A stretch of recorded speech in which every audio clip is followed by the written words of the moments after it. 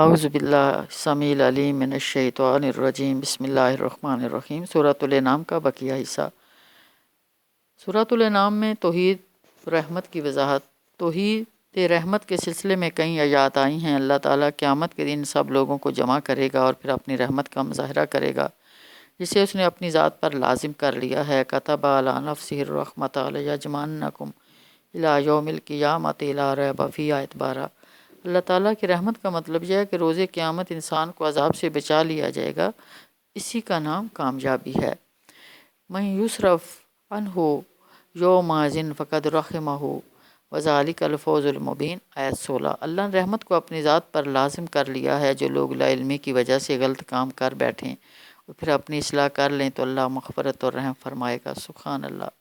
کتب ربکم علی نفسہ الرحمۃ انہ من عمل منکم سوءا بجہالۃ ثم تاب من بعدہ واصلح فانہ غفور الرحیم، آیت 54۔ سبحان اللہ۔ اللہ تبارک و تعالیٰ نے لوح محفوظ پہ لکھ دیا تھا پہلے دن سے کہ میری رحمت میرے غصے پہ غالب رہے گی، ورنہ دنیا کے جو حالات ہیں زمین پہ کوئی شخص نہ بچتا۔ اللہ تعالیٰ وسیع رحمت والا ہے، لیکن روز قیامت عدل و انصاف کی خلاف ورزی نہیں ہوگی، مجرموں پر سے عذاب کو نہیں ٹالا جائے گا۔ ربکم ذو رحمت واسعۃ ولا یرد باسہ عن القوم المجرمین، آیت 147۔ اس کی رحمت کا ایک ثبوت یہ بھی ہے کہ وہ نیکیوں کا اجر 10 گنا زیادہ دیتا ہے، لیکن برائی کا صلہ برائی کے برابر ہی دیتا ہے۔ من جاء بالحسنۃ فلہ عشر امثالھا ومن جاء بالسیئۃ فلا یجزی الا مثلھا، آیت 160۔ سبحان اللہ۔ انسان کو صاف بتا دیا گیا کہ اللہ نے اسے زمین پر خلیفہ بنایا ہے اور بعض کو بعض پر فضیلت دی ہے، تاکہ ما آتاکم، جو کچھ وسائل عطا کیے گئے صرف انہی میں انسان کو آزمایا جائے گا۔ آزمائش میں فیل ہونے والوں کے لیے سریع العقاب ہے اور پاس ہونے والوں کے لیے غفور الرحیم ہے۔ سبحان اللہ۔ وَهُوَ الَّذِي جَعَلَكُمْ خَلَائِفَ الْأَرْضِ وَرَفَعَ بَعْضَكُمْ فَوْقَ بَعْضٍ دَرَجَاتٍ لِيَبْلُوَكُمْ فِيمَا آتَاكُمْ إِنَّ رَبَّكَ سریع العقاب وَإِنَّهُ لَغَفُورٌ رَحِيمٌ۔ سبحان اللہ، آیت 165۔ سورۃ الانعام میں بابرکت اور فیض رساں مبارک قرآن پر ایمان لانے کی دعوت۔ مشرکین مکہ سے مطالبہ کیا گیا کہ وہ بابرکت قرآن پر ایمان لائیں، اس کی پیروی کریں اور اسی صورت میں ان پر رحم کیا جا سکتا ہے۔ وَهَٰذَا كِتَابٌ أَنزَلْنَاهُ مُبَارَكٌ، آیت 92۔ یہ ایک کتاب ہے جسے ہم نے نازل کیا، بڑی خیر و برکت والی ہے۔ وَهَٰذَا كِتَابٌ أَنزَلْنَاهُ مُبَارَكٌ فَاتَّبِعُوهُ وَاتَّقُوا لَعَلَّكُمْ تُرْحَمُونَ، آیت 155۔ یہ کتاب ہم نے نازل کیا، ایک برکت والی کتاب، لہذا تم اس کی پیروی کرو اور تقوی کی روش اختیار کرو، بعید نہیں کہ تم پر رحم کیا جائے۔ سبحان اللہ۔ سورۃ الانعام میں صراط مستقیم اور قرآن کی طرف دعوت۔ مشرکین مکہ کو بتایا گیا کہ رسول صلی اللہ علیہ وسلم ملت ابراہیمی کی پیروی کر رہے ہیں۔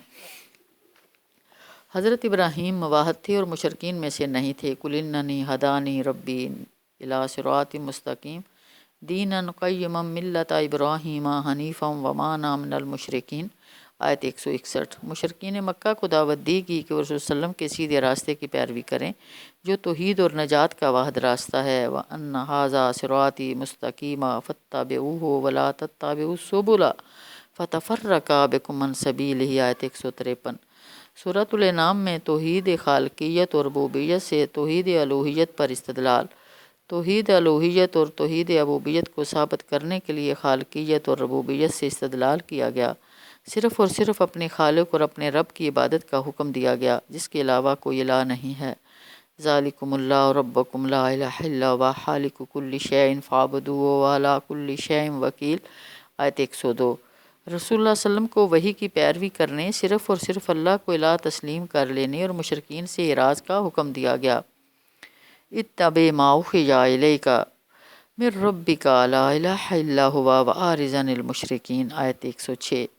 سورۃ الانعام کا نظم جلی۔ سورۃ الانعام 7 پیراگرافوں پر مشتمل ہے۔ آیات 1 تا 73 پہلے پیراگراف میں مشرکین مکہ بنی اسماعیل سے مناظرہ اور مجادلہ کر کے ان کے خلاف فرد جرم عائد کی گئی۔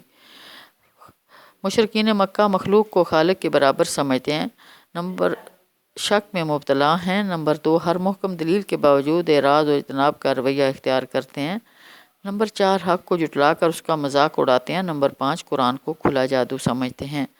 رسول صلی اللہ علیہ وسلم پر اعتراض کرتے ہیں کہ ان کے ساتھ فرشتے کیوں نہیں اتارے گئے، یہ منکر آخرت ہیں، انہیں قیامت کے دن اللہ تعالیٰ جمع کرے گا، آیت 13۔ ضدی اور آٹھ دھرم ہیں، کسی دلیل پر غور نہیں کرتے، قرآن کو پچھلے لوگوں کی کہانیاں کہہ کر ٹال دیتے ہیں۔ آیت 26۔ روز قیامت نادم اور شرمسار ہوں گے۔ آیت 28۔ منکر آخرت ہیں، صرف دنیا کی زندگی تسلیم کرتے ہیں۔ آیت 29۔ حصی معجزات کا مطالبہ کرتے ہیں۔ آیت 37۔ اللہ تعالیٰ کی قدرت، طاقت، ولایت اور اختیار کو ثابت کیا گیا کہ وہی نفع اور نقصان کا مالک ہے، اور اس قرآن کے ذریعے انہیں خبردار کیا جا رہا ہے۔ آیت 19۔ مشرکین مکہ کے سامنے توحید کے آفاقی دلائل رکھے گئے۔ آیات 38۔ پھر انفسی دلائل رکھے گئے کہ انسان عذاب کے موقع پر غیر اللہ کو بھول جاتا ہے اور اللہ ہی کو پکارتا ہے۔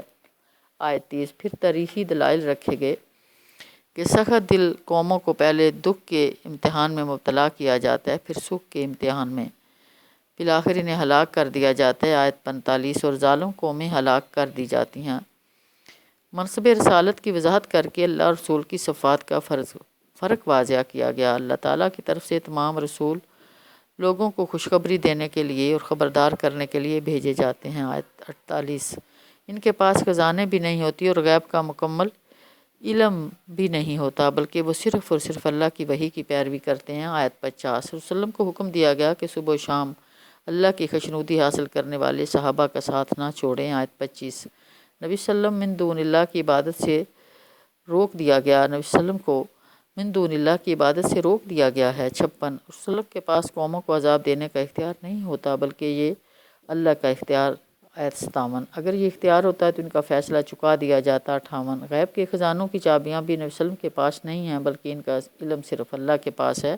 59۔ اللہ تعالیٰ ہی موت دیتا ہے۔ رسول اللہ علیہ وسلم کو ان ضدی لوگوں سے اعراض کرنے کی ہدایت دی گئی جو دنیا کے لہو و لعب میں مبتلا ہیں، ان کا ٹھکانہ دوزخ ہے۔ آیت 70۔ نبی صلی اللہ علیہ وسلم من دون اللہ سے دعا بھی نہیں کر سکتا جو نفع نقصان کا اختیار نہیں رکھتے۔ آیت 71۔ نبیوں کو مطیع ہو جانے، نماز قائم کرنے